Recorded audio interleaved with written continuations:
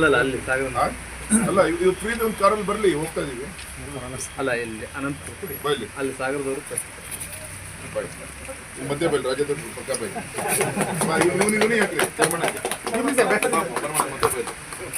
ಮಧ್ಯ ಬೈಲಿ ಒಂದು ಸರ್ಕಾರ ರಾಜ್ಯಾಧ್ಯಕ್ಷರು MP ಮಧ್ಯ ಇದು ಕೊಡಬೇಕು. ಎಸ್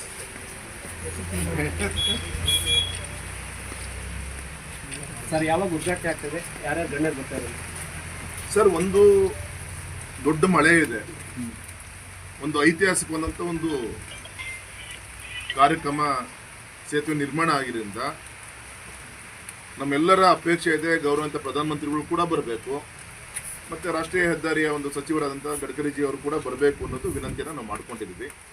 ಸೊ ಅಧಿಕೃತವಾದಂಥ ದಿನಾಂಕ ಇನ್ನೂ ಕೂಡ ನಮಗೆ ಫಿಕ್ಸ್ ಆಗಿಲ್ಲ, ಆದರೆ ಅಕಸ್ಮಾತ್ ಯಾವ ಕ್ಷಣದಲ್ಲಾದರೂ ಕೂಡ ಆಗ್ಬೋದು. ಆ ದೃಷ್ಟಿಯಿಂದ ಅಲ್ಲಿಯ ಒಂದು ಕಾರ್ಯಕ್ರಮ ಎಲ್ಲಿ ಮಾಡ್ಬೋದು ಏನೋ ವ್ಯವಸ್ಥೆ ದೃಷ್ಟಿಯಿಂದ ಇವತ್ತು ನಾವು ಸನ್ಮಾನಿಸಿದ ಹಾಲಪ್ಪನವರು, ನಮ್ಮ ಜ್ಞಾನೇಂದ್ರ ಅವರು, ನಮ್ಮ ರಾಜ್ಯಾಧ್ಯಕ್ಷರ ನೇತೃತ್ವ ನಾವು, ನಮ್ಮ ಗುರುಮೂರ್ತಿರೆಲ್ಲರೂ ಕೂಡ ಇವತ್ತು ಸ್ಪಾಟಿಗೆ ಹೋಗ್ತಾ ಇದ್ದೀವಿ.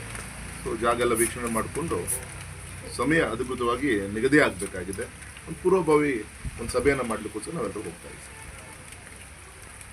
ಸರ್, ರಾಜ್ಯಾಧ್ಯಕ್ಷರಿಗೆ ಒಂದು ಪ್ರಶ್ನೆ. ಈಗೆಲ್ಲ ರಾಜ್ಯದಲ್ಲೂ ಸಾಮಾನ್ಯ ಕೆಲವು ರಾಜ್ಯಗಳಲ್ಲಾಗಲೇ ಅಧ್ಯಕ್ಷ ಆಯ್ಕೆ ಆಗಿದೆ. ಕರ್ನಾಟಕದಲ್ಲಿ ಭಾಳ ಇನ್ನೂ ಅಧ್ಯಕ್ಷರಿಗೆ ಯಾರು ಆಗ್ತಾರೆ ಏನೋ ಅಂತ ಇನ್ನೂ ಪಕ್ಕ ಆಗ್ತಾ ಇಲ್ಲ. ತುಂಬ ಜನ ಹುರಿಯಾಳುಗಳು ಇದ್ದಾರೆ. ರಾಜ್ಯದ ಅಧ್ಯಕ್ಷನಾಗಿ ಕಳೆದ 1.5 ವರ್ಷದಿಂದ ನಿರಂತರವಾಗಿ ಸಂಘಟನೆಯನ್ನು ಬಲಪಡಿಸತಕ್ಕಂಥ ಕೆಲಸ ನಾನು ಮಾಡ್ತಾ ಇದ್ದೇನೆ. ನಾನು ಯಾವ ರೀತಿ ಜವಾಬ್ದಾರಿಯನ್ನು ನಿರ್ವಹಿಸ್ತಾ ಇದ್ದೇನೆ ಇದರ ಬಗ್ಗೆ ರಾಜ್ಯದ ಎಲ್ಲ ಕಾರ್ಯಕರ್ತರಿಗೆ ತೃಪ್ತಿ ಇದೆ, ರಾಷ್ಟ್ರೀಯ ನಾಯಕರುಗಳಿಗೂ ಕೂಡ ಅದ್ರ ಬಗ್ಗೆ ತೃಪ್ತಿ ಇದೆ. ಹೀಗಾಗಿ ಸೂಕ್ತ ಸಮಯದಲ್ಲಿ ಸೂಕ್ತ ನಿರ್ಧಾರವನ್ನು ನಮ್ಮ ರಾಷ್ಟ್ರೀಯ ನಾಯಕರು ತೀರ್ಮಾನ ಮಾಡ್ತಾರೆ. ಸರ್, ರಾಜ್ಯ ಸರ್ಕಾರದಲ್ಲಿ ತುಂಬ ಹಗರಣಗಳ ಸರಮಾಲೆನೇ ಆಗಿದೆ. ಅದು ತಾವೆಲ್ಲೋ BJP ಪಕ್ಷದವರು ಒಂದು ಕಡೆ ಒಂದ್ಸಲ ಹೋರಾಟ ಮಾಡ್ತೀರಾ, ಅಲ್ಲಿಗೆ ನಿಲ್ಲಿಸ್ತೀರಾ, ಅದು ಅಲ್ಲಿಗೆ ಬ್ರೇಕ್ ಆಗ್ತಿದೆ ಅಂತ ಪಾರ್ಟಿಯ ಹೋರಾಟದ ಪರಿಣಾಮವಾಗಿ ವಾಲ್ಮೀಕಿ ಅಭಿವೃದ್ಧಿ ನಿಗಮದಲ್ಲಿ ಏನು ಹಗರಣ ಆಗಿತ್ತು, ಮಂತ್ರಿಗಳು ರಾಜೀನಾಮೆ ಕೊಡಬೇಕಾಯಿತು.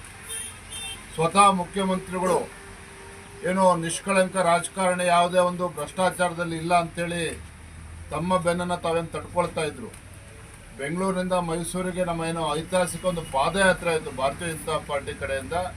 ನಮ್ಮ ಹೋರಾಟದ ಪರಿಣಾಮವಾಗಿ ಸ್ವತಃ ಮುಖ್ಯಮಂತ್ರಿಗಳು 14 ನಿವೇಶನಗಳು, ಕೋಟಿ ಬೆಲೆ ಬಾಳ್ತಕ್ಕಂಥ ನಿವೇಶನಗಳನ್ನು ಯಾವುದೇ ಒಂದು ಪರಿಹಾರ ಇಲ್ಲದೆ ವಾಪಸ್ ಕೊಡ್ತಕ್ಕಂಥ ಪರಿಸ್ಥಿತಿ ನಿರ್ಮಾಣ ಆಯಿತು.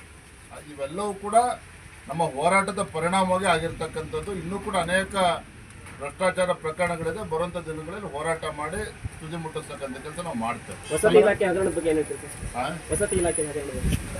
ಆಗಲೇ ಅದ್ರ ಬಗ್ಗೆ ನಾವೆಲ್ಲ ಪಂಚಾಯತಿ ಮಟ್ಟದಲ್ಲೂ ಕೂಡ ಜನಜಾಗೃತಿ ಮೂಡಿಸ್ತಕ್ಕಂಥ ಕೆಲಸ ನಾವು ಮಾಡ್ತಾ ಇದ್ದೇವೆ. ಇದರಲ್ಲಿ ಹಗರಣ ಆಗಿದೆ ಅನ್ನೋದ್ರ ಬಗ್ಗೆ ಎರಡು ಮಾತಿಲ್ಲ, ಅದ್ರ ಬಗ್ಗೆ ಸ್ಪಷ್ಟತೆ ಇದೆ. ರಾಜ್ಯ ಮಟ್ಟದಲ್ಲೂ ಕೂಡ ಹೋರಾಟವನ್ನು ಮಾಡ್ತೇವೆ. Thank you.